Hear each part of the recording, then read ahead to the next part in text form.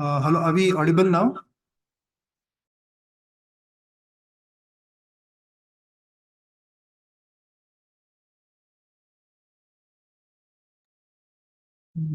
Is there any echo? Nothing, no, right? It's fine. It is all right. Yeah. Thank you. Okay. So we were talking about planning a layout. So as I was saying, it's good to have this Z layout where you put your most important elements on the top left and then go right and then down. So follow this. It's good to follow this format when you're building your dashboard, and then have sufficient white space where there are not a lot of charts crammed into one dashboard, so it doesn't look very cluttered. And then size. So if there is any key metric that you want to highlight or a particular chart that you want to be the main focus of your dashboard, have it a bit bigger than compared to other charts so that this important chart is not getting hidden by other metrics on that dashboard. And then device type. So it's always good to know your audience, so like what device they're viewing this dashboard on.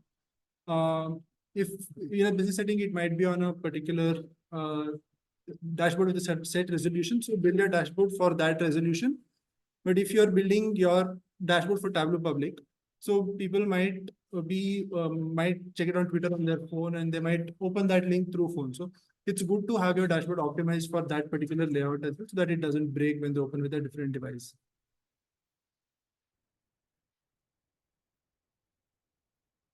Okay, then next we go to dashboard design. So it's always good to just keep the dashboard a bit simple. So as I showed you my first dashboard, I was very excited and I put a lot of charts, complex visualization into that. So now if I would have been given a chance to recreate it, I would put a lot less things on that dashboard, keep it a bit simple. Maybe if I want to still have information that I want to convey, add a dashboard more, but keep one dashboard simple, have simple colors and a simple visualization so that the main story that you want to say is very clear. Nothing else is getting overpowered by that. And then develop a narrative. So as every story has a beginning, middle, and an end, so should your dashboard.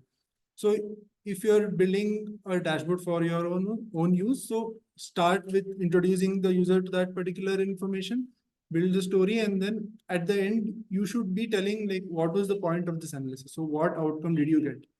And if you're building this for a business setting, then so there is this principle that we follow in our company called MAD methodology. And so it basically means MAD stands for monitor, analyze, and detail. So monitor is your high level information, your main KPIs. So what this dashboard is about. So if it's a sales dashboard or something, your sales numbers will be your main key numbers. So that you place it on the top, start from there, and then you go down one level below where you're bringing in more dimensions and other categories so that you split this data and you start to get some sort of insight and analytics from it. And then you end with a detail layer where you have the most granular data so that people who want to dig deep and find the root cause of a problem or some anomaly, they have access to this so that they can derive some insight out of this. And then keep the dashboard interactive. So dashboard has actions, right? So one chart you can use that to drill down into the next chart. This, I think, eliminates the need for a lot of filters on the dashboard as you're already having that particular dimension in some chart, so use actions. And then keep it consistent. So the color scheme, design language, fonts, whatever you're using, keep it consistent across. Don't keep switching because that will stand out in a bad way. People will notice that, okay, this is not paid attention or the quality of the dashboard is not that great. And then dashboard design charts.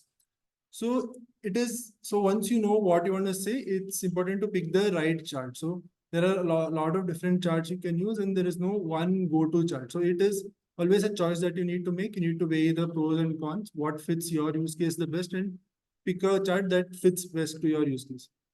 So for types of visualization, you can like broadly classify into 4 types, where there's a highlighting visualization where you want to just show a particular number saying this is the number. This mainly comes under the monitor part that I was saying, where you're showing a big number or a GAU chart just to highlight one particular metric.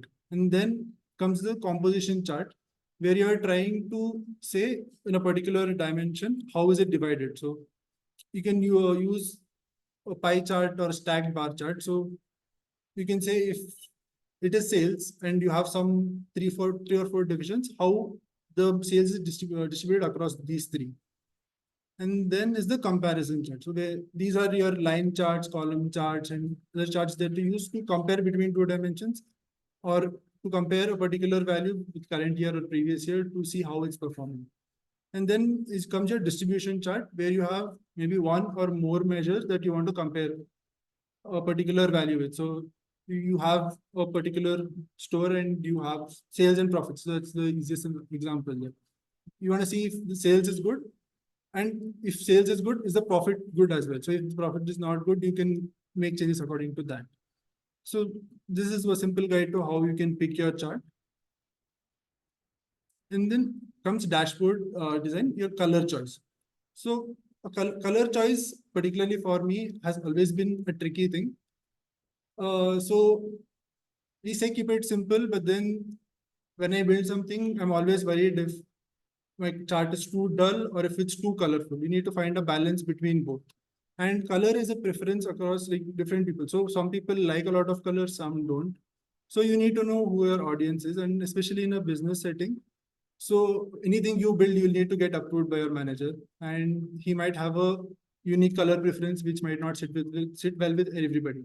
So you need to find a balance there and make sure that what you're building, you're not using too many colors that it's completely taking away the main point of the dashboard and just distracting everyone.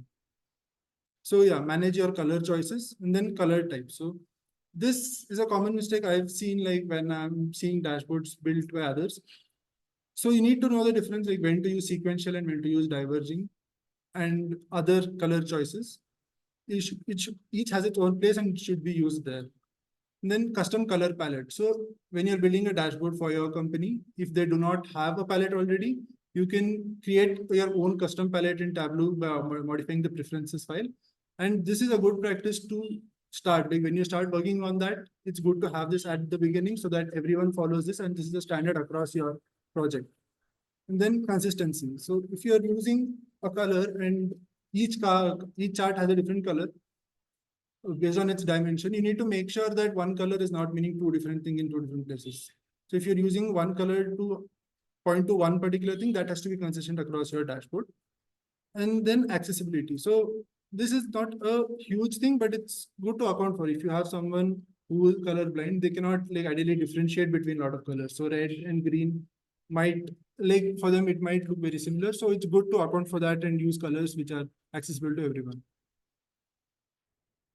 And then best practices would be your chart choice should depend on the question you're trying to answer and the insight you're trying to communicate. So you can see this on the right side. So this is the human's perception. So human can perceive length the most effective and the area the least. So if you keep two objects which are only a slightly different in area next to each other, a human wouldn't be very easily able to differentiate which is which is the more one, which is the less quantity. But when you're altering that thing by length and keep say like 1 centimeter and 1.5 centimeter, for example, so they would be easily able to differentiate between these two. So your chart choice also should account for this. So if you are comparing values which are almost similar in number always, so it's good to have charts which use length as its way of showing the number instead of area. And then use soft grid lines. I think in recent design which have come out, soft grid lines is the way to go. People don't use dark borders anymore. That is a bit distracting. So if you have your number and dark borders all across the dashboard, it kind of alienates everything from each other and also distracts from the actual number on the dashboard. So it's always good to have soft borders and light colors between charts. And abbreviate dates and months as much as possible. You don't need the whole January, February for all 12 months on your dashboard. It's just unnecessary clutter. And then ensure tooltip is having only required information when you're presenting. So when you just keep dragging things on your dashboard, Tableau sometimes just keeps adding it to tooltips. So once you're done developing the dashboard, it's always good to go back, revisit all your tooltips to see that it's showing the only required information and not any other value. and then use containers to keep the layout clean. So this is a very important thing. It will also help you. So when you go to a project and someone else's dashboard has been handed out to you, if that design is not done well and they've not used containers well, the dashboard is going to be very messy. If they're going to give you some redesign, you will have to start from scratch because the layout is so bad. So when you are developing, it's a good practice to have good containers and make sure that it's a good label everything properly. So in future, if there is any redesign, it's not a big task for you. Everything is in place. You just take things out, put things in. Okay. And now we'll go with a few examples. So I've taken an example to show what I was talking about. So humans can differentiate length better than angles and area. So this is the best example for that. So if you see here, if there is no number given, it would be very hard to differentiate between small businesses, home office and consumer because they're almost very similar in value. But if you would use a line chart below, you can like easily differentiate that consumer is lesser than small business. The number may not strike out to you immediately, but it is very clear that consumer is less than small business. So yeah, you can think about things like this when you're building a chart. So if you put something, just think if it's the best way to show that particular number. Then I also created, so I just created a dashboard quickly to see how I can how I would do it initially. And then if I have to improve, what are the things that I would change? So here you have sales, profits, quantity, and orders as your KPIs. And then I've split this data by category, state, and subcategory. But if someone new just looks at this dashboard, it's hard for him to know what this dashboard is about because the title is not in place. It's at the right side. The person wouldn't look at it first. So that's one thing I would change. And then even the filters are on the right here. So filters gives the user to filter out data and then go to a particular metric he wants to see. If this dashboard is built for a broad set of users, and everyone has something different, particular different metric that they want to see. So filter is the first place they would go. They would filter out to what they want to see and then only look at the dashboard. So it's important to have this in a more accessible place. And then, so this map strikes out to me a lot because the color used here is red to green diverging. So this is what I was talking about, that there is a right place for sequential and diverging colors. So when I'm showing sales will always go from 0 to some number. So the right color type to use here is sequential because there's nothing going in negative. So it should always start from 0. So go from one base color to that color you are trying to go. So there's no need for two different colors here. And then, sales by subcategory. So this has the subcategories split up by different months, but they've used a sequential color here. So this is up to you, but I feel this can be avoided here as well because length is already showing the differences between values. So there might not be a need to use again differentiating color here. It'll be too much color on this dashboard. So this is something I created as an alternative to that, where the title is on the top, the filters are on the top with the collapsible option. If someone doesn't want to see that, it just gives more space on the dashboard. And then there are the key numbers are on your left. And then there is the sales by category donut chart here.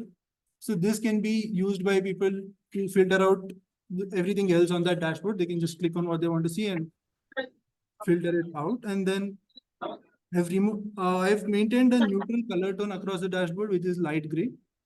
And I've added this reference line below in sales by subcategory so that just seeing the number might not be very meaningful. So I've given a previous year comparison as well to see how they're comparing against last year. And then I've also added a total here. So total just as a text might not be very meaningful. It might not give you an insight immediately, but this bar, with this you can clearly see how each subcategory has been doing and how it has been doing compared to last year as well. And yeah, I've changed the color on the map as well to sequential. It just goes from gray to blue.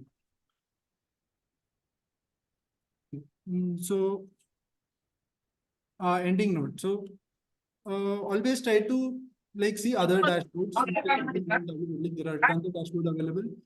See other people's dashboards, see what they have done, and try to figure out what doesn't. Then you can also try to build that dashboard in your own way, how you feel you can improve that, and then get feedback from others if that actually made that change the difference. And then your clean design goes a long way. There's no right or wrong way to create a dashboard. Whatever I just said, everyone might not agree with it, and it's okay. Like everyone has their own perspective. So you should just make sure that what you like, your audience agrees with it. Who you want to show it, if the point goes across to them, then you have succeeded. The point of your dashboard is clear. And do not limit yourself to features of other softwares like Mapbox and Figma can enhance the look and feel of your dashboard. And then, so participating in Tableau community challenges is a great way to keep improving. So this was my starting step. So I like continuously created dashboards for makeover money. And then I would put it up, and then I would see other people who put their dashboards, and it's a good opportunity to see different perspectives. So how other people would approach this data, if that's good, and then you can like take that up in the next dashboard that you're building. So that's a great way to learn. Okay, this is the resources that I had used. And I think that I'm at the end of my presentation. Thank you all. Do you have any questions?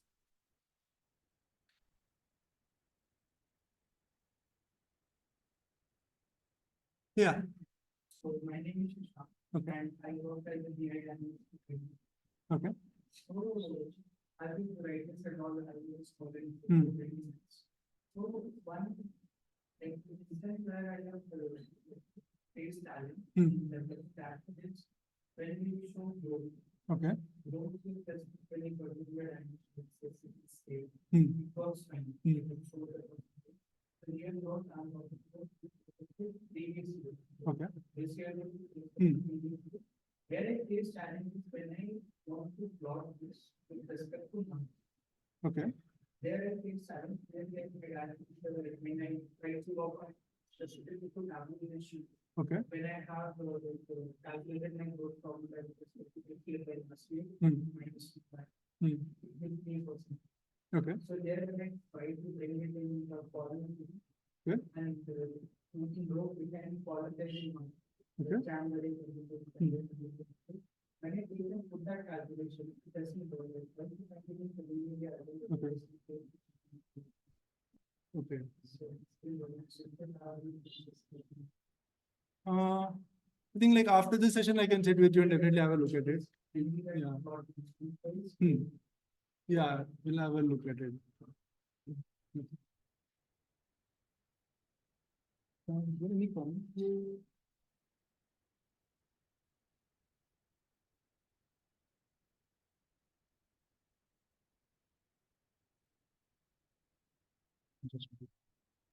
No comment.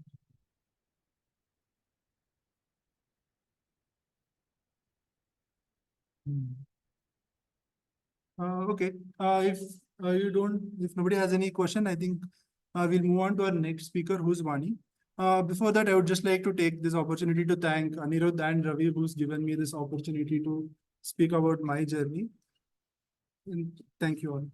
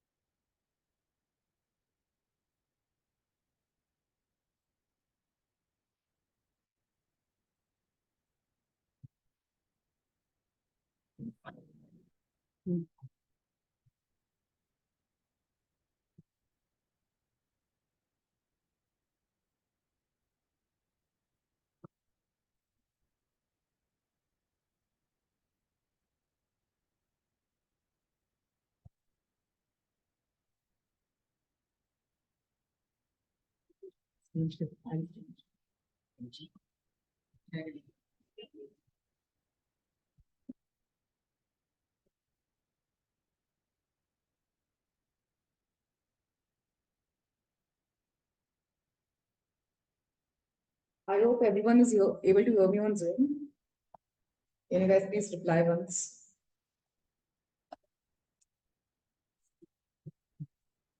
Perfect. Perfect. All right. Hi guys, I am Vani Agarwal and I've been working as a data visualization engineer at Expedia Group for like around 2 years. And I've also been a Tableau ambassador for the last 3 years.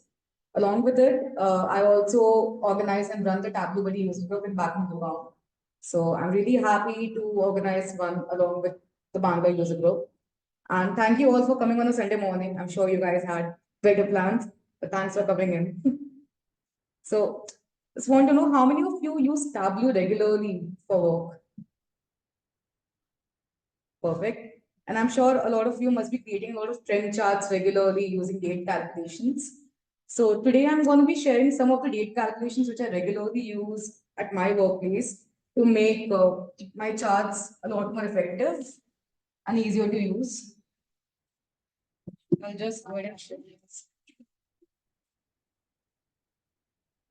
Again, let me know if it's visible.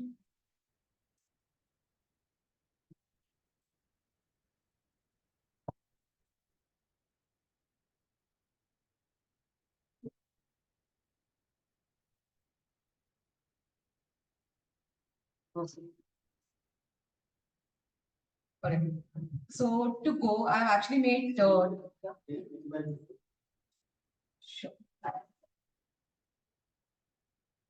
Can you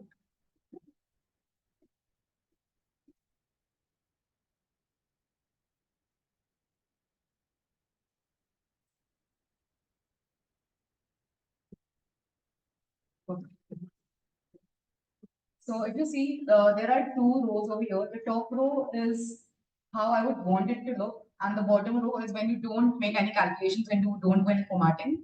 This is how your visual is going to look like. So a lot of times, what problem I face is we have multiple teams and multiple stakeholders. Some of them have requirements where they want to see, the data trended as per days. Some of them see week on week trends, and some of them just don't care. They want to see your or monthly trends only. Now it's difficult to make like 15, 20 charts on different date granularities in the same dashboard. So it's much easier to just have a toggle at the top, which can, allow the user to change whatever they want the view to show, daily, weekly, monthly, quarterly, yearly, whatever they want. You can just keep adding it in there. Now the problem is that the date ranges usually spans over multiple years. Even if it's just 1 year, think if you do it on a daily level, this is how your chart is going to look like at the bottom. Like I can't take data out of it. I can't understand the data, what's going on. And usually what I've seen is people don't want to see like the entire year's data. If they see on a daily view, they maybe want to see the last 15, 20 days or maybe the last 30 days. And they don't really care about the data before that if they see on a daily. If they want to see more, they usually turn to weekly or monthly views. So we don't really need to show so much of data at the same time, do we? So what I do is I make a simple calculation which always tells Tableau that if I am on a daily view, just show me the last day minus the last 60 days. So right now the top view is only showing me the data for the last 60 days. If I turn it to week, it automatically only filters out the last 20 or 28 weeks for me and not show me the entire range of dates. Similarly, if I go to month, it just showed me maybe the last 12 or 6 months. So what this does is it makes the chart much more easier to read, right? And one more thing which you can add on, if you don't really know how many days or weeks to go back, you can add a parameter, make it more dynamic, and allow the user to change the numbers. I fixed it right now, but you can always add a parameter and make it dynamic. Now, the second thing is that a lot of times we don't really know what the actual number the data is. So what I try to do is I always try to show the last number at the end of the axis to make it a bit more visually easy to read.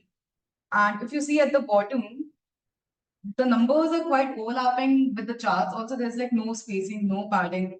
It's just too close to each other. I'm not able to read it. So what I try to do is I try to make a calculation which adds on some extra date to my axis at the bottom. If you see this axis, so you would say why not just add padding, right, to make it spacious. The padding, what it would do is it would give me still the same amount of space, but add padding between the borders. I want space after the end of my axis, then dot, then some space, and then the text, so that the text and the line does not overlap each other. Just a small formatting tip which I keep using. So I'll also go over how to make that calculation. So I'll just go back to the sheets now and we'll see the calculations one by one. So the first thing I have done is obviously make like a parameter, which is like a date time parameter, where I've mentioned all the date granularities which I want it to change on. Right now I have day, week, and month. You can obviously add in quarter and years as well if you want. Once I've done that, what I'll do is, if you see, in my columns, I have a calculation called date trunk. So if I put my normal dates over here, the date field, right now I'm using Superstore data sets. So we all know the order date column is there. If I use that, it will only show me like the entire range of data if I don't put it on the filter shelf as well. I want it to change as per the parameter. For example, right now, if I've selected month, so this axis at the bottom, if you see, it's on a monthly level. If I change it to week, it should change to the weekly level. So I've just made this date trunk calculation, which truncates my order date as per whatever date gran I've selected. That's it. And I've put this calculation on my columns instead of the actual raw date column. And that's done. Second thing is, trying to make a calculation, which I said will go back to n number of days and n number of weeks, so that we don't see the entire data. And it also makes it much more easier to read. So we have this very simple calculation which tells Tableau that if the date gran is day, then I want my order date to be like to go back last 60 days from the maximum date in the data. So I've chosen end date. End date basically is a parameter which picks up always the maximum date in the data. Right? You can make it fixed if you want. But what I do is our dashboards refresh regularly. So I want the end date to also change as per the maximum date every day. So I cannot make it constant. And what happens is the order date, I just add minus 60 days. So I just go back 60 days from the maximum date when I want to see a daily view. When I see a weekly view, I just go back minus 26 weeks. And for month, I'm going back 12 months. I'll quickly show you how this looks. If I go to a new page, I'll add an order date. And I'll also see what date start. I'll change this to maybe last 6 days, last 1 week, last 1 month. So right now, because we are on a weekly view, you can see, because I changed the calculation to show the last 1 week, it's coming up to be true only for the last 1 week only. If I change the date gran to maybe month, this true. Sorry, yeah. So it's coming up true for the entire last month, for the month of December. Right. And this is actually how I like to also check my calculation if something go wrong. Go to a sheet and put everything on the minimum granularity of the calculations.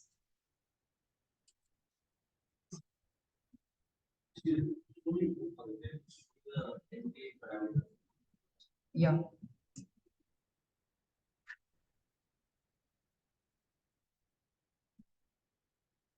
So you see, the end date is basically coming from a calculation field max date. And I'll show you max date. It's a fixed calculation that always find out the maximum of order date.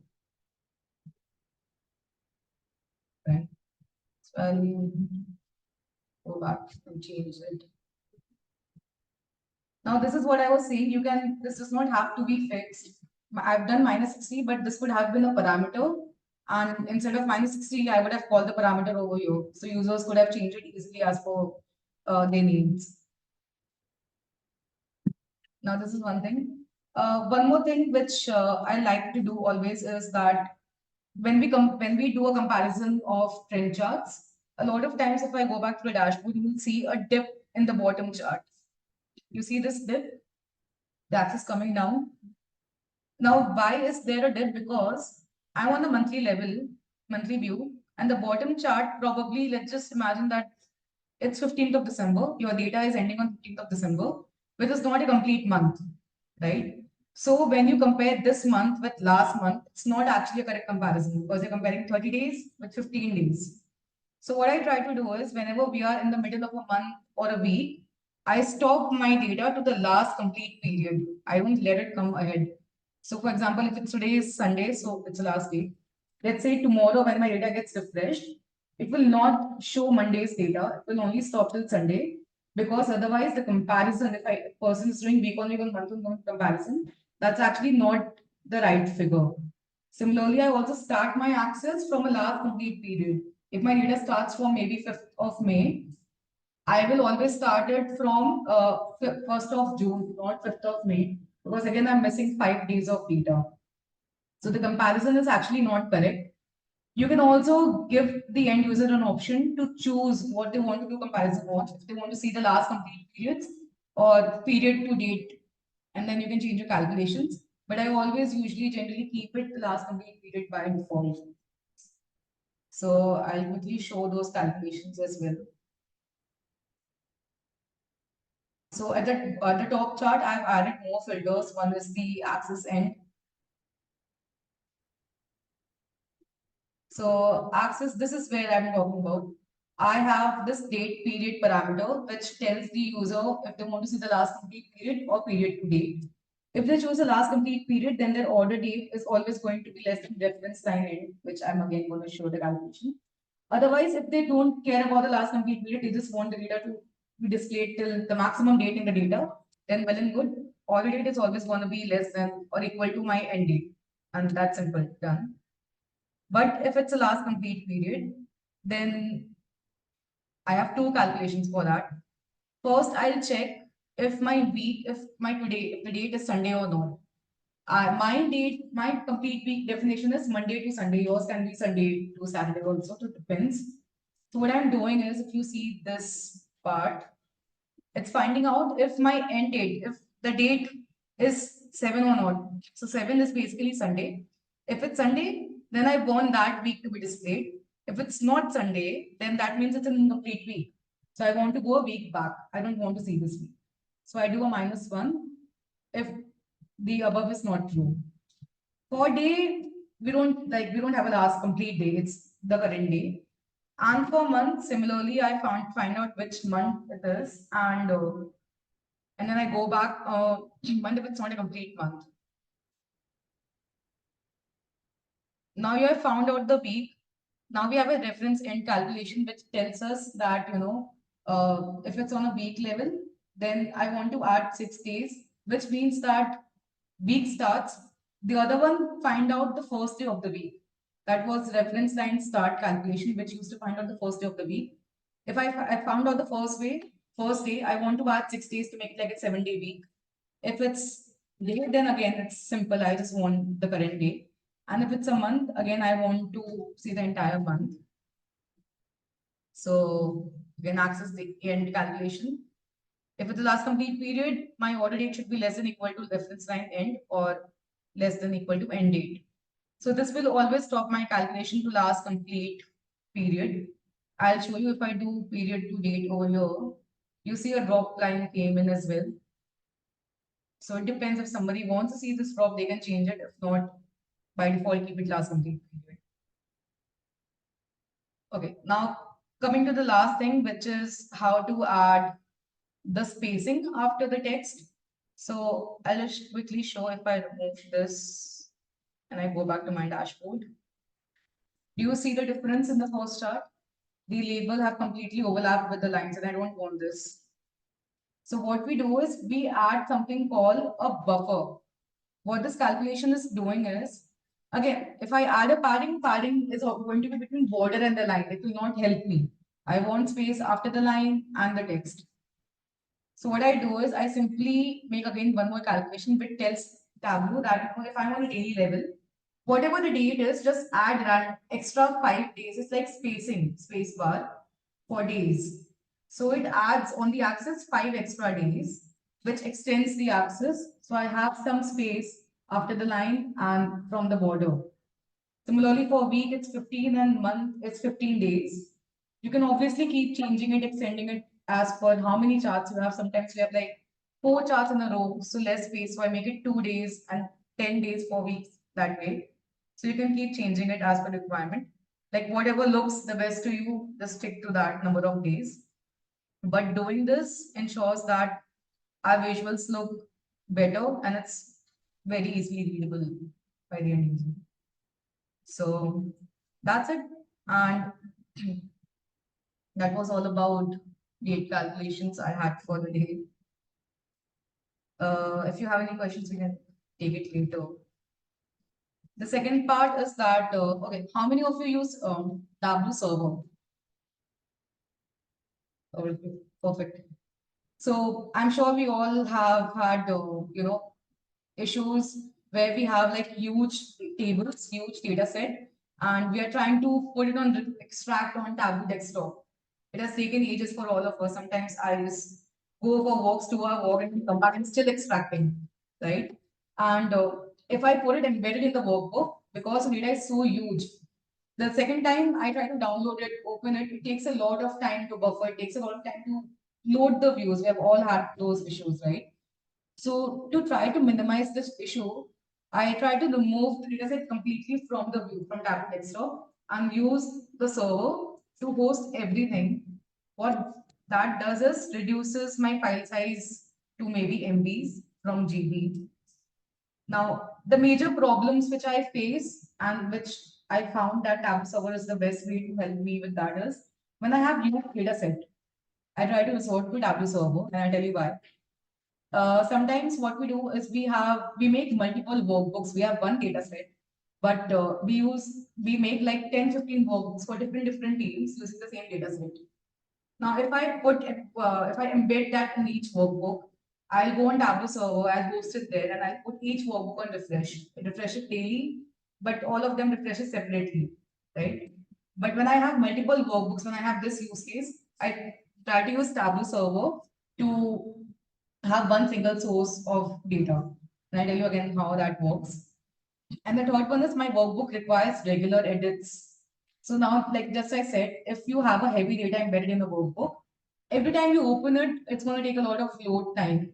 When I initially had this issue, it literally used to take me like an hour to just download the workbook and maybe 15-20 minutes for all my pages to actually buffer and come up. And then I used to make calculations. And each change when I used to do, Tableau was like, we are doing this for you. Like a dialog box used to come up, and again takes 5-10 minutes to just do one small change. So how can using Tableau server help us with all these problems? First thing first, what I do is before I do anything, I connect my Tableau workbook to my data and I upload it on Tableau server after making an extract. I don't make any calculation, no edits, nothing whatsoever. Raw data you connect and you upload on Tableau server, right? Now that data is on the server. For example, we three are working together in a team and we are using the same data source. But I'm working on 3 different workbooks. We have 3 different and share 3 different workbooks. Because it's on Tableau server, all of us individually can just go and connect to the same data set. And whenever we refresh that one single data set, all our 9 workbooks will automatically get refreshed. I don't have to do it separately. She doesn't have to do separately. So, and if, in fact, when I'm probably not in the office, I'm on leave or something, anyone can just look into it because it's just one data source. You don't have to go into different workbooks to see what's happening, what the error is. The best part is all our workbooks now get refreshed together. First, what used to happen is because 9 workbooks were individually on refresh, the server obviously do it line by line. One got refreshed, then second, then third. Now one data set is refreshing and refreshes 9 workbooks simultaneously. So there's no lag in the data. Otherwise, what we used to do is, I see maybe 10K over here and 9K over here, and then like, okay, this workbook is yet to be refreshed. So I had to wait for it to get refreshed. And it used to be a huge issue when we had like 5-minute like use cases where our data was getting refreshed every 5 minutes. So there was just no consistency between the numbers. We had to wait for each extract refresh to happen. Third thing, because you're not doing it on desktop, you're not, it's not embedded. So the timeout errors which used to come out a lot has reduced considerably because the server load has also reduced. 9 workbooks are not getting refreshed, only 1 data source is getting refreshed now. Again, the file size, because the data is now embedded, is not embedded in the workbook. The file size which used to be GB because of the data has now reduced to probably MBs because it's too different now. Data is on the server, workbook is there with me. So reduces, like it takes me seconds to download my workbooks and it used to take me 1.5 hours to download previously. So that's like a huge turnaround. So if I go to Tableau desktop, how do I do it? Let's say the sample superstore. Let's assume I have not made any calculations. It's like a new workbook, new table. I'll go and click on server and you see the option publish data source. I'll just click on here and publish this data source on the server. And now why I'm continuously telling that don't make any calculations before you upload, because let's say you made a parameter, you made a calculated field before uploading. What will happen is when you upload, Tableau will consider that particular calculation as a part of the raw data set. So when you upload and the next time you use it, you will not be able to edit a calculation. When you click on a calculation, instead of edit, you will see the option edit a copy. You will not be able to edit that calculation. And I've done this mistake n number of times. Initially, I used to make all the calculation, then used to remember, oh shit, I forgot to upload this on the server. So it's a huge hassle. Remember to make all the changes in your data before you upload. Even the date format, even when your day starts. So by default, whenever you connect a new data set, your week starts from Sunday. My week starts from Monday to Sunday. So if I don't make that change before uploading to the server, you cannot make that change again. I have to do the entire process again from the scratch. So have a checklist. Remember to make all the changes you want in the data before you upload, but don't make any calculations.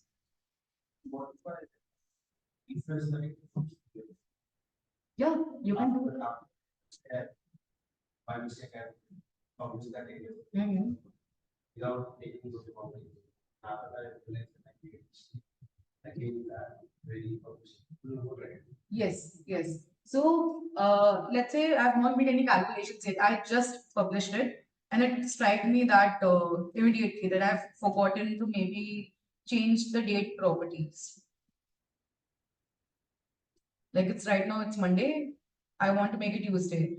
So I can do this immediately. And again, when I now publish, when you publish it with the same name, it will ask you if you want to override that particular data source. So you can override. But I'm saying once you've started making your calculations also, that's when you cannot override. Because now when you override, your calculations will not be able to edit it. You cannot edit them. So now what I have to do is I'll again have to connect with a new fresh data source, override that. And I don't have to do anything in my Tableau workbook. It will automatically my server data source because it's the same name. It will start referring to the new workbook. But it's a huge hassle because I have to do the entire process again. So I now have a checklist after doing this error multiple times. So you see the dialog box, you choose the location where you want to save it, give it a name. Permissions, you can change if you want to give some specific permissions, you can do it over here. Now you see this option, update workbook to use the published data source. I usually keep it checked because what happens is when I do this, a new data source will come up over here above sample superstore, which will be a server data source, right? If I don't do this, like it's not a problem if you don't do this. If you don't do this, then you will go here and click and add data source from Tableau server yourself. It's like one more step. It's not a problem. You forget it, not a huge deal. You can just always add it. But I usually just keep that checked. And then what I'll do is I'll just right click on this and replace this one with the server data source. And I'm done. It will flawlessly work now.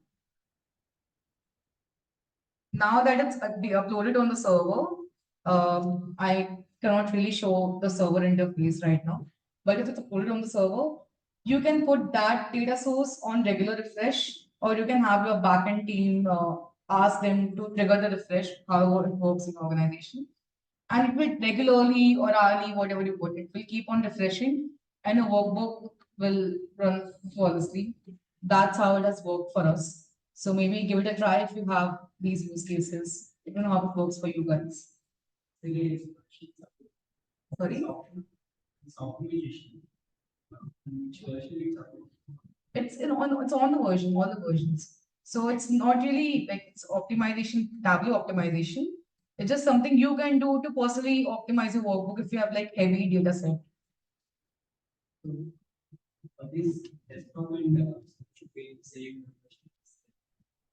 Yes, desktop and server. It does not really have to be on the same version, but usually I've always seen that companies have the same versions going on because otherwise there are issues. There are certain new features maybe on the desktop and you are using an old server.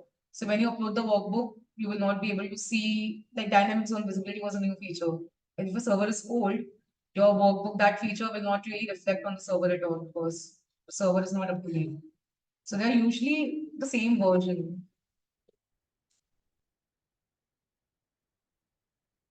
And that was it. If anybody has any more questions. When there is a need to Yeah. but here, when first are Yeah. so there are connection data source, right? Yes. So I click on extract confirmation, it will extract. Yes. And it goes to yes. So when next time when I connected to the tab server to fetch my data, that will be the connection to extract to live or it will extract. No. So your data, your connection will be live from workbook to Tableau server, but the data on Tableau server is always an extract. So it will. So what now Tableau server will do is, you have put it on a fresh schedule. Tableau server will look for your data, update that extracted data on a regular basis, and then show it on your workbook simultaneously. Server and workbook has a live connection, but not your data anymore because you've extracted it. And one more thing, like when I have huge data set, obviously the first time you'll always have to extract in Tableau workbook. So that is a huge hassle. So what I try is, if possible, whenever I write the query, whenever I make the tables, I always put like a limit 10 or just any random filter which makes my data size like maybe MBs. I quickly make an extract, upload on server, and then I remove that filter, run the query again, and my data gets refreshed. So all my time, I save all my time doing that one small filtering thing in my query itself from the very beginning.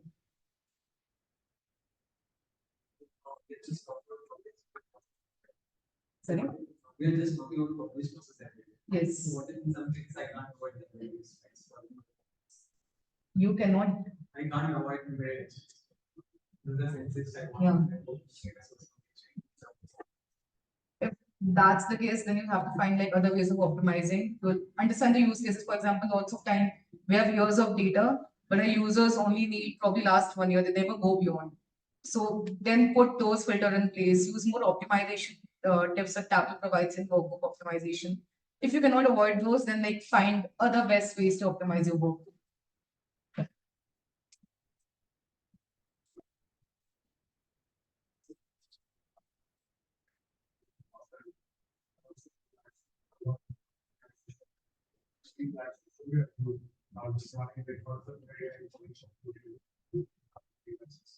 And someone is starting now, it's small. They can actually go to the base schedule and look at and you can do the organization very, very smart.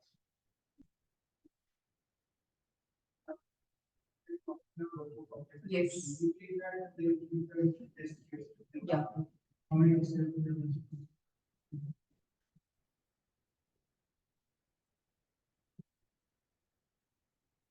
That's it. Back to you.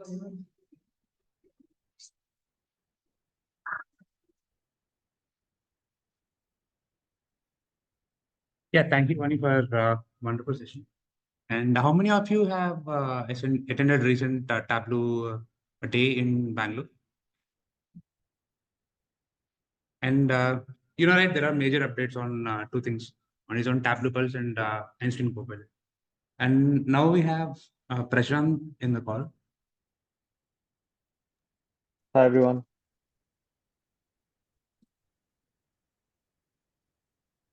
Prashant, can you Can you hear me? just a minute?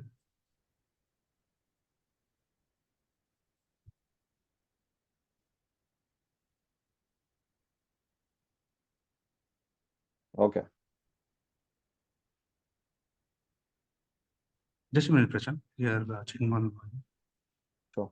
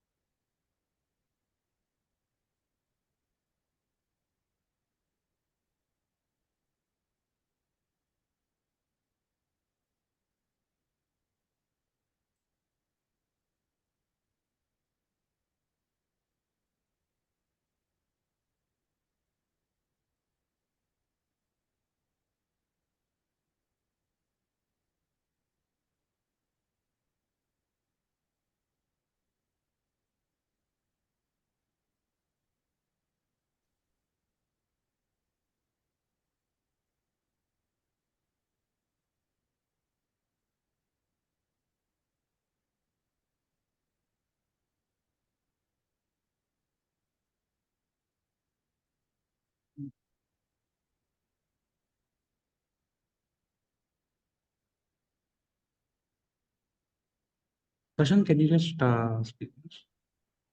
Yeah, can you hear me now? Yeah. Okay. Great. So hi everyone. Let me share my screen. Let me know once you're able to see my screen.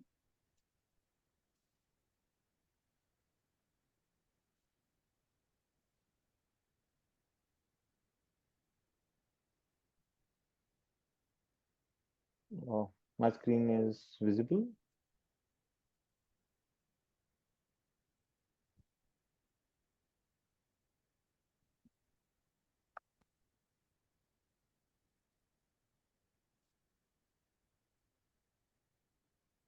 Yes, Prashant. Okay, you can see my screen.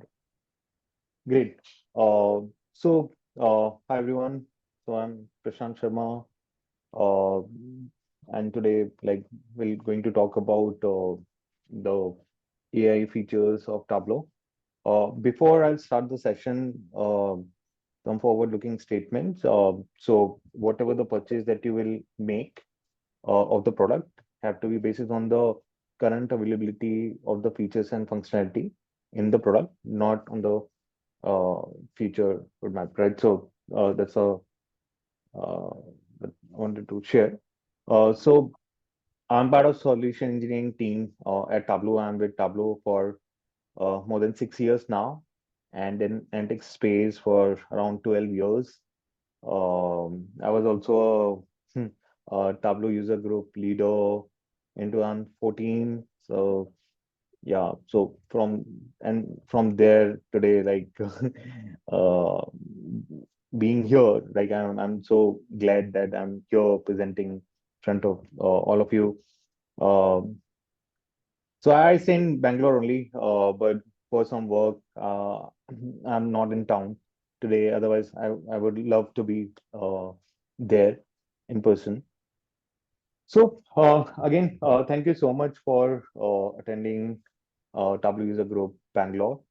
Glad that you are taking out time, meeting with each other, understanding that how we are innovating as a product. So now, first, we'll talk about uh, from AI part, the analytics.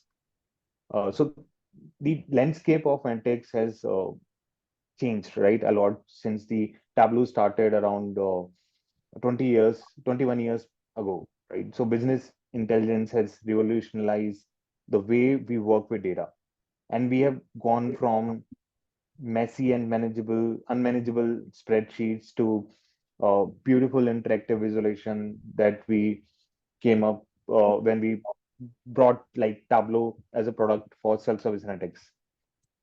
And now we are all stepping into a new era with the introduction of generative AI, right? And in this session, I'm going to talk about the uh, next generation of analytics, that how it looks like in Tableau. But what are the challenges that we need to overcome? And that's what leaders says, right? So understanding of data is still complex, right? And incorporating insights into the application is also challenging. And there's high demand for automation that is required. So now, so how much so Antex until now, what was it, right? So it was mainly like when we want to get answer on how much has a metric value has changed in the last period or the same period last year, or a question like how is a metric trending over time, or a question around which members of a dimension contributes most to a metric value, or a question like what other dimensions are driving a metric's value in a favorable direction. Now think of imagine a world of analytics where a user receives a digest of automated summary, summarize insights in their flow of work, right? So it's a personalized update on the metrics that are most important to their work. Then the user can explore details. The user dives into the details of specific metrics to see what's happening. The third is the automated key driver analysis helps the users to understand what's happening and the why behind the data points. And if the user has more questions, the user gets to ask them and get answers, all in natural language supported by automatic created visualizations. And finally, the users can share findings to get everyone on the same page to figure out the best next steps as a team. And for that, right, so we have launched Tableau AI. So Tableau AI is a suite of capabilities that brings trusted generative AI to the entire Tableau platform. The idea is to accelerate time to insights and to reduce repetitive tasks for the data analyst and provide smart suggestions and in-product guidance. So this next generation of Tableau empowers every business user with smart, personalized, and contextual insights in their flow of work. And without compromising data security and privacy, Tableau AI allows administrators to enable trusted, ethical, and open GPT powered experiences that fit the business needs. So Tableau Pulse, I'm going to talk about Tableau Pulse today first, and then we'll also show you the Einstein Copilot for Tableau. Why there are already a lot of features that are already in the platform, like we have explained data, right? We have data stories, which also uses Tableau's AI and ML capabilities that are there in the product. But in this session, I'm going to specifically talk about Tableau Pulse. Uh, I am not going to show you the Pulse metrics, but will explain you that how it can be consumed for the end users. Also, Tableau Pulse. So what we have done by bringing Tableau Pulse for the users, right? So Tableau Pulse actually like automatically detects and generates insights, summarize information, and enable on-demand exploration so that organizations can leverage analytics at scale. We want to provide analytics to everyone in the organization, and that's why we reimagined that how users can consume the analytics in their workflow.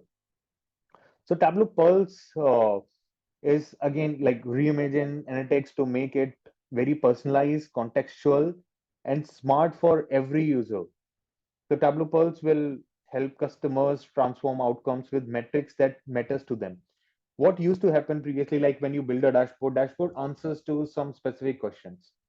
But what about when a user wants to just look for a single KPI into that dashboard? So every day when they log in into their workflow, they have to jump into multiple different dashboards to get the answer of some specific KPIs that they are working on, right? Which they might be interested on. Now with Tableau Pulse, they can actually bring those KPIs, those metrics from each individual dashboards or uh, collection of different metrics into one single view, so that they get in. Why dashboards are not going away, dashboards are still going to be there, because if they have to get more context about it, about other information, they can still go to the dashboard. But to get to understand the most important KPI of their business, they can go to one single screen where they can get all the KPIs listed here, which they can follow. So how it looks like. So Tableau Pulse metrics, it provides a metric card that captures all the details around a KPI and everything at one place: the value, its trends, the progress, the time window, and it summarizes inside drivers, trends, outliers, contributors, and it gives the directionality in which the business is going. And you can dive into more detailed about the recommended questions. You can deep dive and see about the you can also ask more questions on the data that is available to you, right? So this is how it looks like. So uh, you can actually follow different metrics, matrices, and this Tableau Pulse you can see here on my screen, right? So one KPI that I'm interested in, uh, appliance sales, right? Another KPI that I'm interested in, branch revenue, and another one is campaign ROI. Previously, like I used to have to go to like multiple dashboard, but now it's not required. On one screen, I have all these KPIs where I can see the trend about it. I can see uh, thing that is happening for different KPIs that I'm following in, right? So it's Prashant, summarized. Yes. just a minute. Actually, we had a We had a power glitch, so it's come back. Just just give a me five like 2 minutes, right? minutes. Back again. Hmm.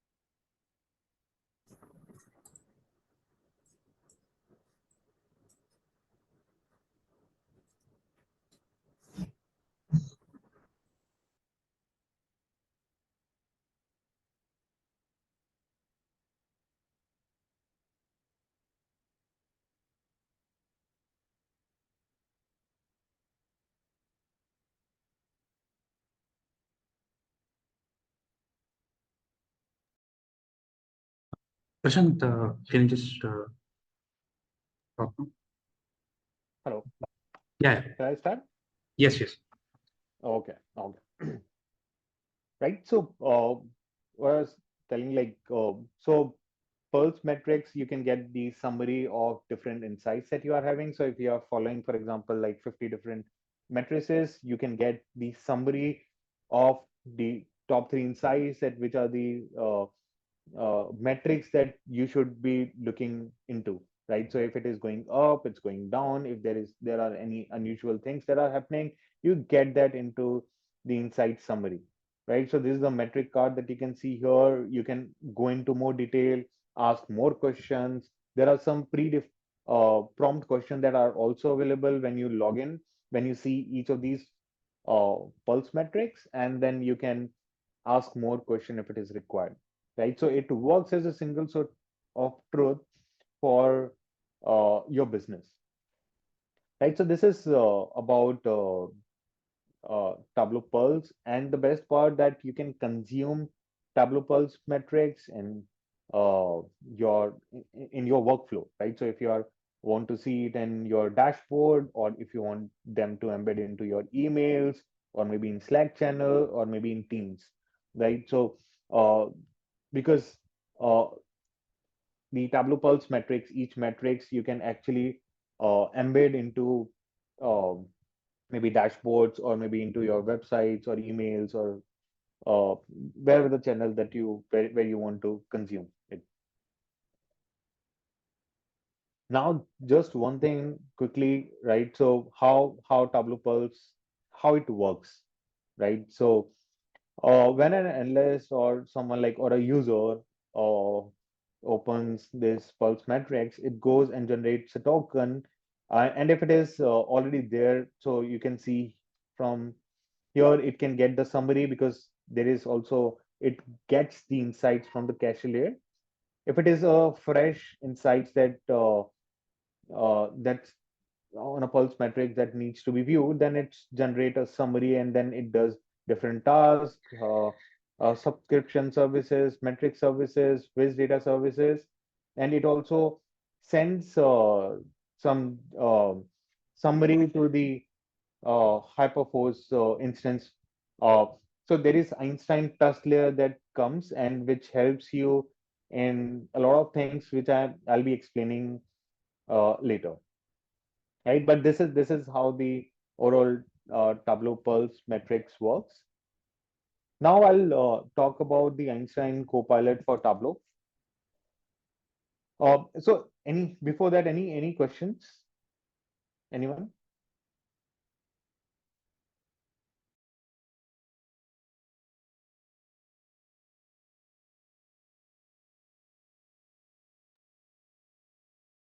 Nothing, Prashant, as of now.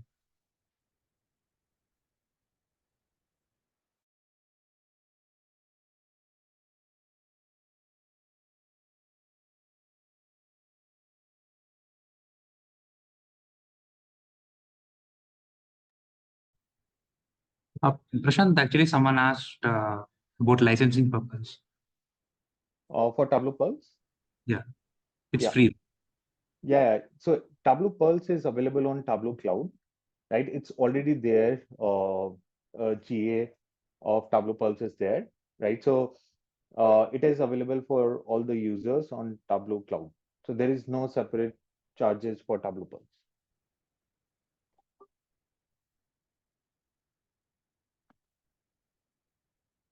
Okay. Yeah. So now talk about the Einstein Copilot for Tableau. So Tableau Copilot, Einstein Copilot for Tableau is in beta. We have recently announced this in Tableau conference. So Einstein Copilot for Tableau, it brings the power of AI to the fingertips of like every data enthusiast, and also reducing the barrier to entry and working alongside the analyst from data preparation to visualization, right? I'll talk about from a data preparation layer later, and also give you a demo of Tableau, like Einstein Copilot for Tableau from an analyst point of view. So whether you are a seasoned data scientist or just starting your journey in data exploration, Einstein Copilot for Tableau becomes your trusted companion, because it empowers you to unlock insights and make informed decisions with confidence without having knowledge about the tool, right? While Tableau's interface was always Tableau's bread and butter, because if you know your data, if you know what kind of business problem you want to solve, after that it's simple drag and drop. With Einstein Copilot, we are making it more easier for the users, right? So you can ask the right questions uh, and get the insights of your data. So let me show you the product itself. Rohit, I hope you can still see my screen.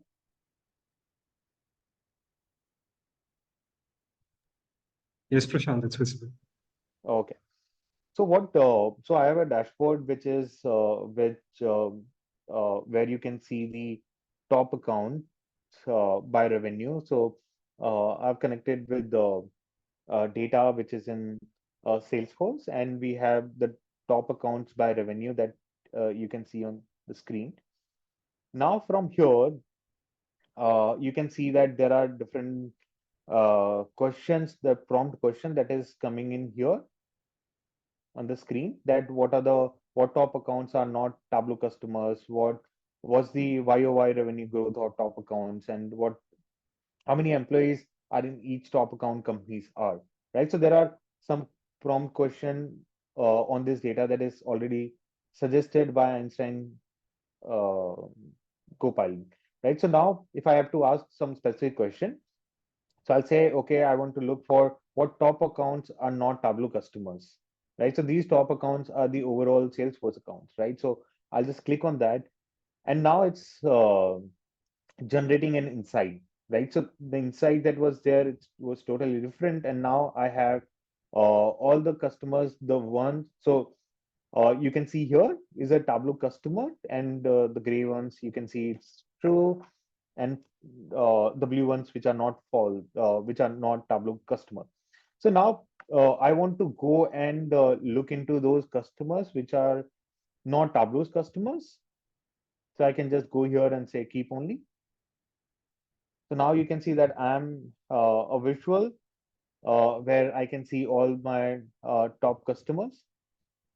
And here also you can see that it also gives you that here's a tree map of top account companies by revenue. Blue indicates that company is not a Tableau customer, right? So it is also providing a summary of the insights that you are getting. Now here, if I have to ask more questions, right? So for example, like we are running some campaign, or if we are having some kind of like Salesforce events where I want to look for these customers. So I can start typing a question here that where are they located, right? And these customers are located. Prashant, sorry for interrupting. Just a minute, actually. We had a power outage again. Sorry. Just give us 2 minutes. We're joining. Okay. Okay. Thank you.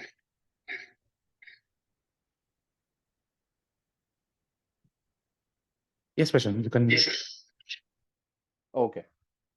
So now you can see that I just clicked on where these customers are located, and it's created another view, right? And you can see that every time when I'm asking a question, it is just creating a new sheet for me where I can get the insights that okay, where are these customers which are not uh, Tableau customers? I can view it in here, right?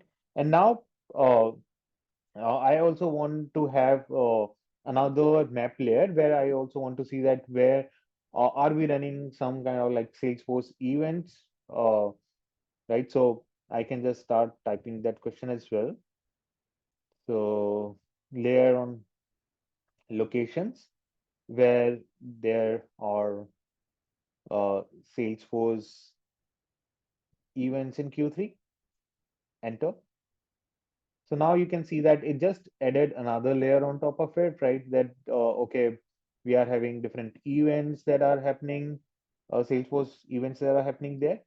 Now, if I have to look into maybe one particular area, right? So I want to look for example, Chicago, right? So when I click on that, I can zoom into it and view the data, right? So this the Copilot assists in creating a summary of findings and even facilitates this also sharing into, for example, if you want to share it these insights with the marketing through team through Slack, right? So I can also type in that, okay, that's fine. Create a summary and a table with revenue and accounts. And when I enter, so you can see that it just brought in a dashboard which takes the insights, whatever that we explored, right? So the insight where the accounts which are not Tableau's customer, then we have created a map and added more map layers on top of it, and then another summary of about that, okay, these are the what is the revenue of these customers, right? So, and from here, if I want more insights, so I can just simply type in and say that share this on Slack with mm, the marketing team in here, and when I enter, right? So it automatically, you can see that just share it on the Slack channel, right? Where they get the insights, right? So as you can see here, thanks to Einstein Copilot, so users can go from raw data to actionable insights without needing extensive Tableau knowledge, right? So it's democratizing access to powerful data and analysis tools that are there, right? So now I'll jump into here. So why what I showed you is more from an analyst or a data scientist or a user who wants to um, find the insights, who is having limited knowledge about the product, but who is very good in asking the business question, right? Not just that, Einstein Copilot for Tableau also help you in writing complex calculation, right? So it will also be available for Tableau Prep. So if you are using Tableau Prep Builder, if you have complex regex calculation, you can just simply ask, type in Einstein Copilot, and then it will automatically create a calculation for you, right? So no need to worry about those complex calculation anymore. It will help you in writing that for you. So now, while I talked about Tableau Pearls and Einstein Copilot for Tableau, but next important question that comes is, can I use it for my business, right? How can I trust the insights that I'm getting from Tableau? Is my data is going outside um, my Tableau ecosystem, right? My firewall, right? And for that, I'm quickly going to talk about the Einstein trust layer. So, while we use AI to generate, to have a features like Pulse or Copilot, but there are a lot of concerns that organizations are showing, right? One is like from a privacy, then hallucination, biasness, toxicity, right? So all those things are the different challenges or the question that most of the organizations are asking, right? So I'm going to quickly cover that as well, that how Tableau Salesforce make sure that the insights that you are getting will take care of like your toxicity, or it also helps the data masking, right? So this is Einstein trust layer, right? So in previous slide, I showed you that how Tableau Pulse generate insights. So Tableau Pulse, you can see on here, sends or wants to get the summary of these different pearls, right? So when it goes first to Einstein trust layer.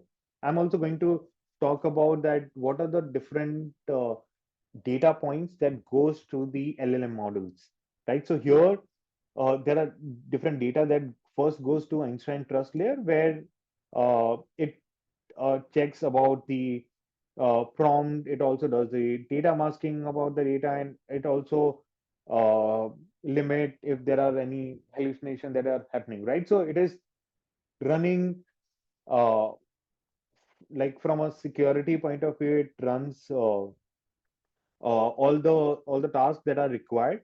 Also, there are we have agreement with OpenAI, so there is no zero data retention policy. So when the prompt has been generated, after that there are no data that sets into the models, right? So that is Einstein trust layer, which uh, mask and demask the data, and also understand the toxicity, biasness of the insights or the summary that you are getting for the AI layer. So if I specifically talk about Tableau Pulse, so in Tableau Pulse, why there are insights that are happening which uses Tableau's own models, ML models, because these insights are based on your historical data. What AI, where the AI comes into picture here, this insight summary, right? So this insights is actually gives you the summary of top three matrices that are there, right? And for that, uh, right? So I'll explain that what are the data points that it sends to the model, so that it will give you that, okay, these are the matrices which are critical right now, which are having some issues or maybe doing very well, right? Or are there any outliers that are there in those matrices? So all those information that you get in from the insight summary, and that is using the model LLM model that runs on backend. So when you have Tableau Pulse metrics, right? So let me explain you that what data that we send to the LLM model, right? So it is not sending your actual data, right? So this is your metric value that is there. There is also a trend, and there is also insights on dimension, right? So these are the not the data that we send, but we send the data that is more of your periodic data, or the metric name for which you want to see the change. It we also send the actual absolute change and the percentage change, and on which direction it is going. It's going positive, negative, right? And also the comparison. Is it comparison to last month, or is it comparison to last quarter or last period, right? So that is the data that it sends, right? So your actual data is still then like there itself, it's not going to any of the LLM models, right? So here, as you can see, only these four data points that goes to the model, so that Tableau uh, Pearls or the LLM models generate the insights about these matrices that are these top three matrices which are critical for me to look into uh, there. Right? So how it is doing that data that it sends, as you can see here on my screen. So no raw data that is ever sent to any LLM models. We only send the system detected insights that are there, maybe in aggregated percentage format or maybe in the absolute change format.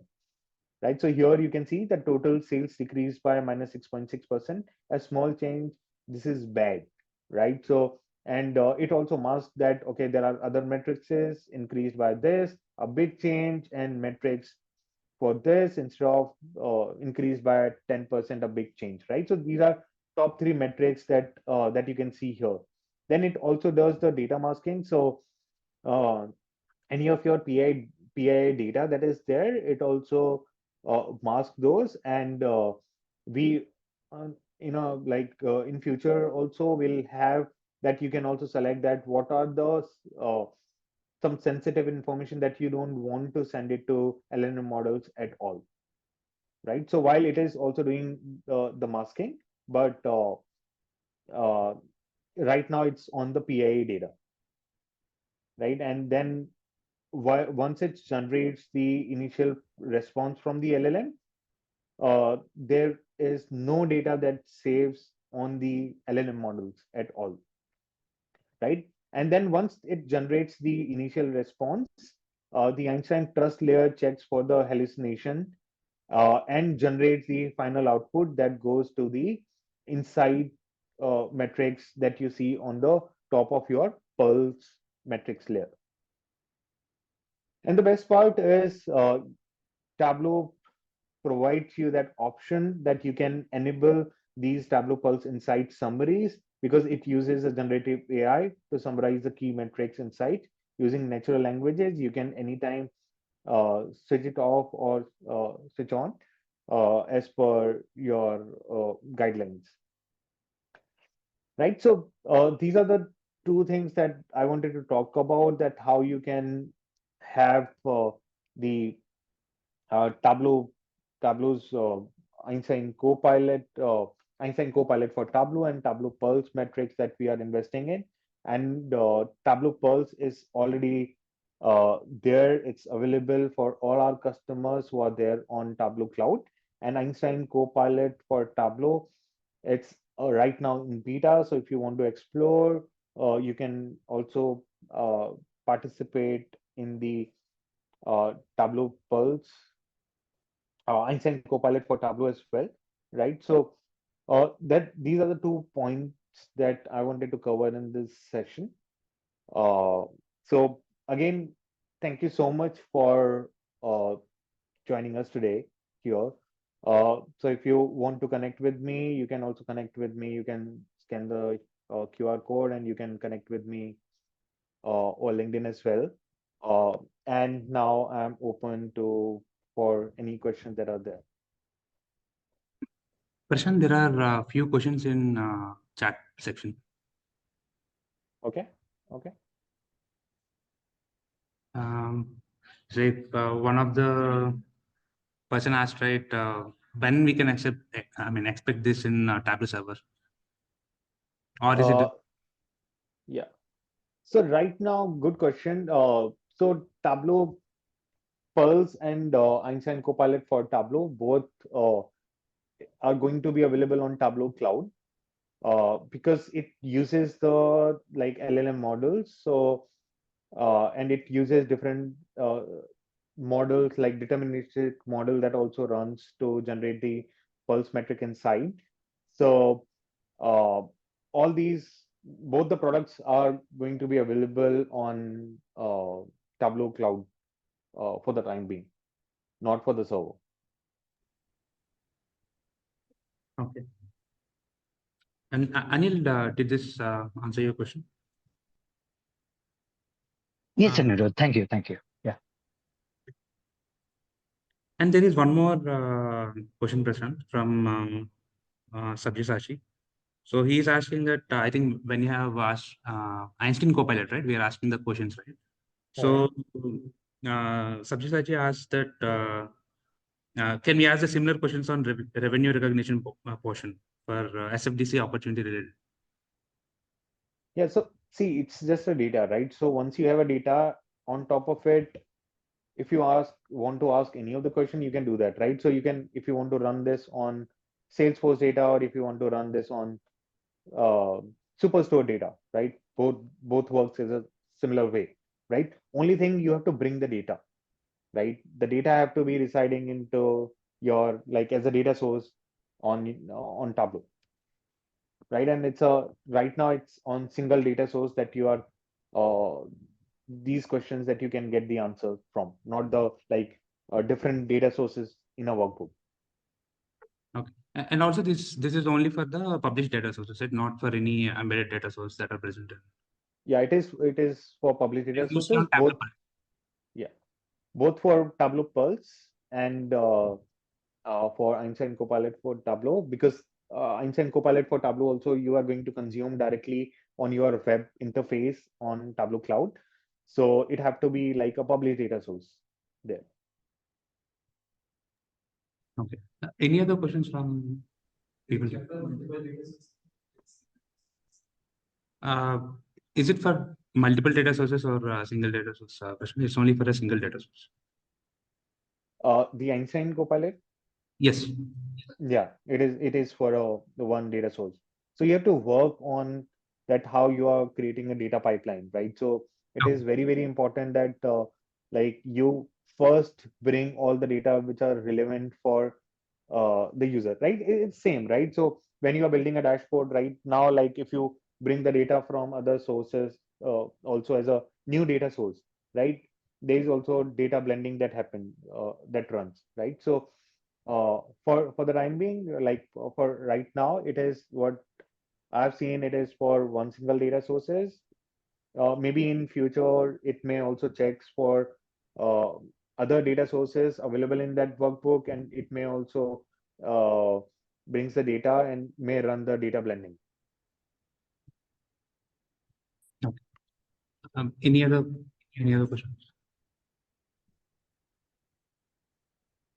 There are, I think the questions are all answered, Prashant. Yeah, thank you for wonderful session.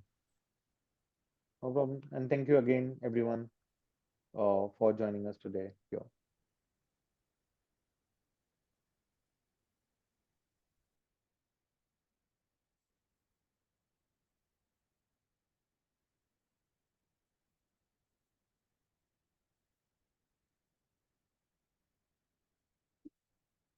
And have you tried Tableau Pulse in any of your organization or you have tried in the Tableau cloud or a personal level?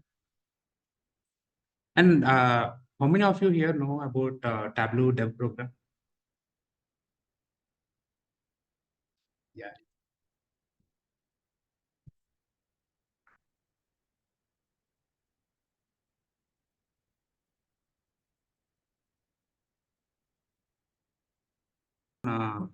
A Tableau Pulse on a published data source. How can you create a metric and how the mails will be triggered on weekly basis and all.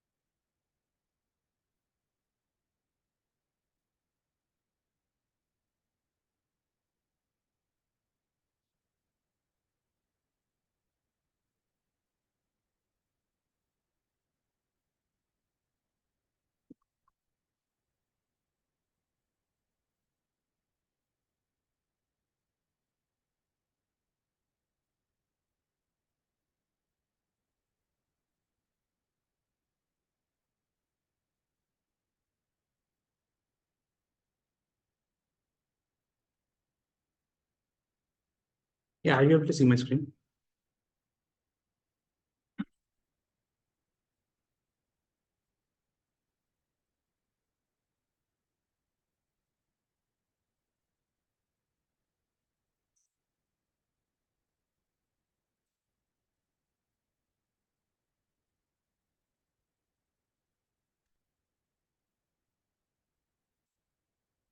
Okay, on Tableau dev program, right? So dev program, if you're registering to the Tableau dev program, I mean, there are a lot of extended things to Tableau, like extensions, and you can use using Hyper API or embedded analytics and all, right?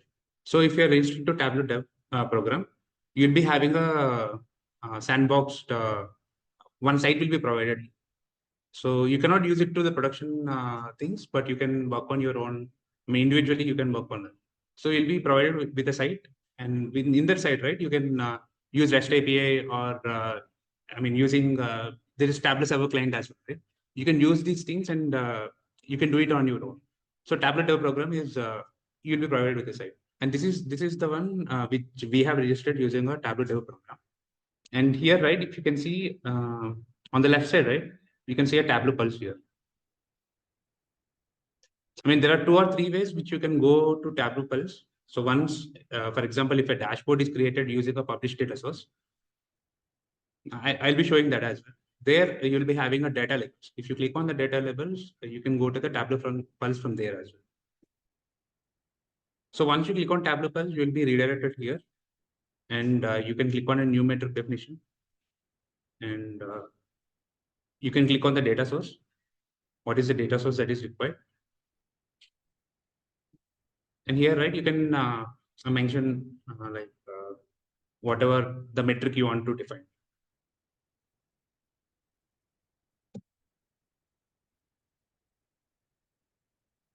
Right? You can check on the measure field. As we want to check on the sales, we'll just check on the sales, and we'll do a sum of the sales. And if there is a spark line, right, we want to see the running total. You can check any of that. Right now we are defining on running total. And on time dimension, you can check on order date or ship date. It can be anything. And there is one more dimension you can add on ship mode.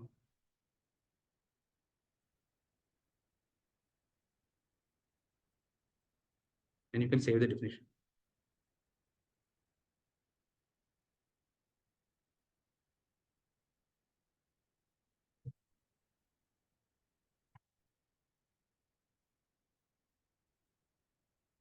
So this is the sales date by region, right? So this is automatically created.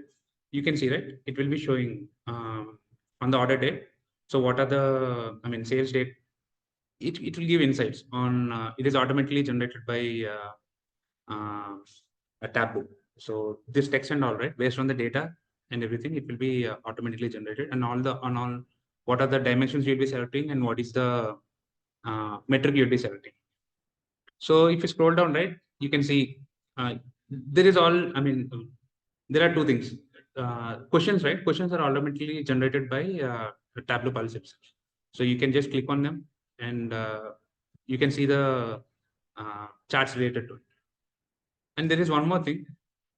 If you're, for example, if in an organization, right, there are a lot of people, for example, if you're not working on sales, some other person is working on any other vertical. If they are creating a metric based on another dimensions, there is something called follow. You can just click on follow, and when you click on follow, right, it will be available here. So it will be populated here, and what are all the metrics you will be following, right? There'll be a text generated based on this metrics. So what are the metrics you have followed? There'll be a text that will be automatically generated, and also there is weekly, right? You will be getting messages on this. Whatever text is there, the text will be there, and whatever metrics are there, right? You will be getting a mail on weekly basis.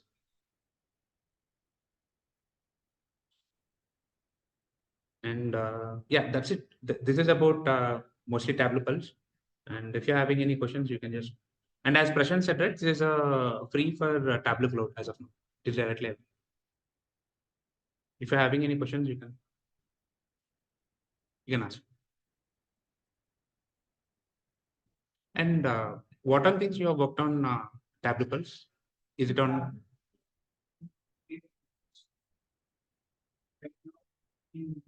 Generally, right now it's also for us in DM version, so we are going to Okay.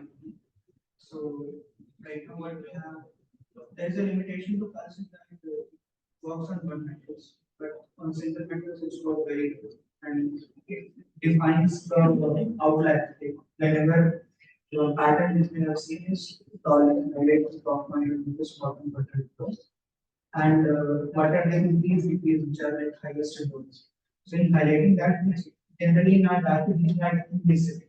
So the dashboard there is a trend window. So what in dashboard is spend 5 to 7 minutes to analyze the data and Pulse can do that in 5 to 10 seconds. And every day analyzes a different dimension. It gives you like let's say on dashboard filters. So here we have these dimensions. So we can follow that all dimensions according to our intent. I create a basic method. On that, I publish it to you. Not simply you can place and follow that separate methods.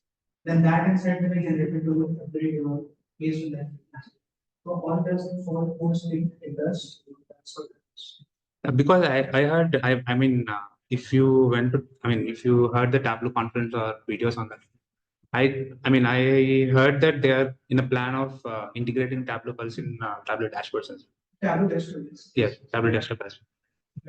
And dashboard, as of now, the feature is not there, but I think. Yeah, you can also For them, tends to be the separate methods. If you want to data collection, let's say there is a region level or location level dimension, like state.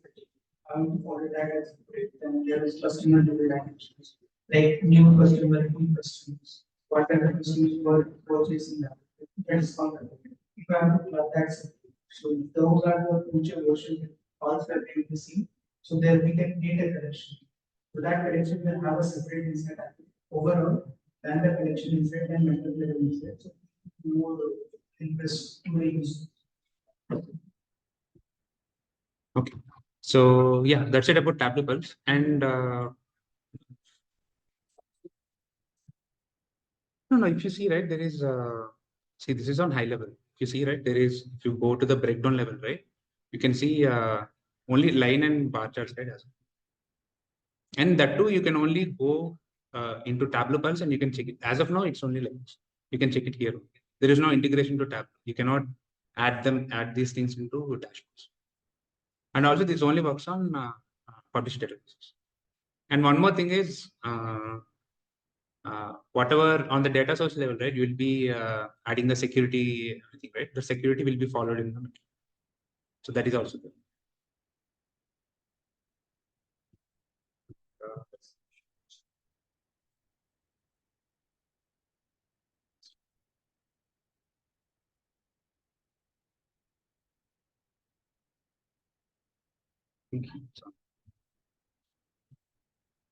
Yeah, that. No, Ask Data, see, Ask Data is kind of, I'll tell you, see, you know, metrics, right now in Tableau. It's kind of extension of metrics. And I mean, as far as what I understood, right, it's kind of extension of metrics and Ask Data. I mean, yeah, just show you, right?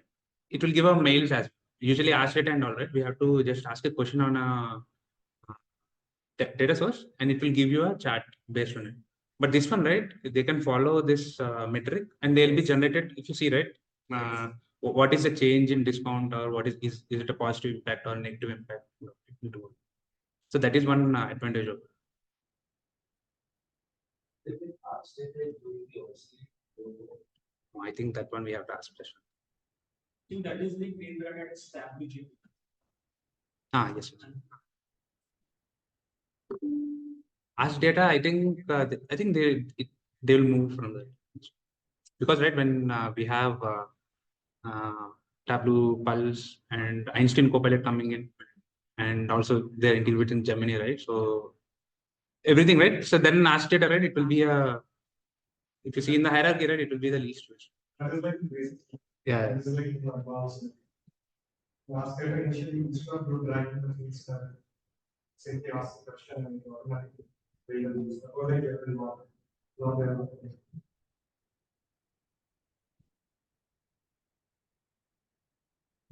Any other questions on this? Nothing. And also, right, if you're having any use cases to present or do it, right, you can just reach out to us and you can do it, because there are a lot of things, right, working on Hyper API or Tableau Server Client, and there are a lot of other things as optimization. You can just, if you're having any idea as well, you can just come to us and you can pitch it here. Yeah, you're just welcome. And I think I will need to call Vani on closing notes.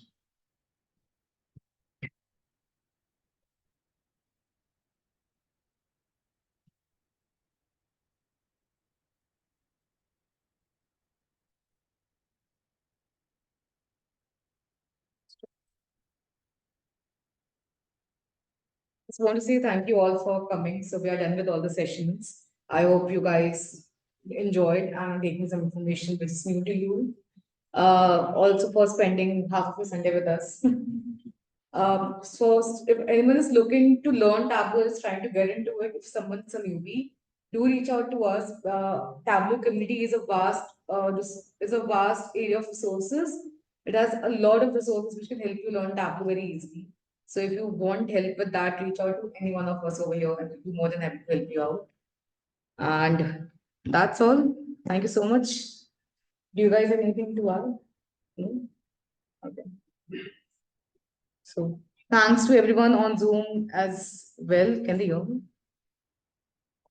Can you hear me on Zoom? Okay, cool. Okay. On the Zoom participants, like, can you all turn on the camera? We'll just take a group photo with the in-person audience as well. If you're comfortable, please go ahead and turn on the camera, please.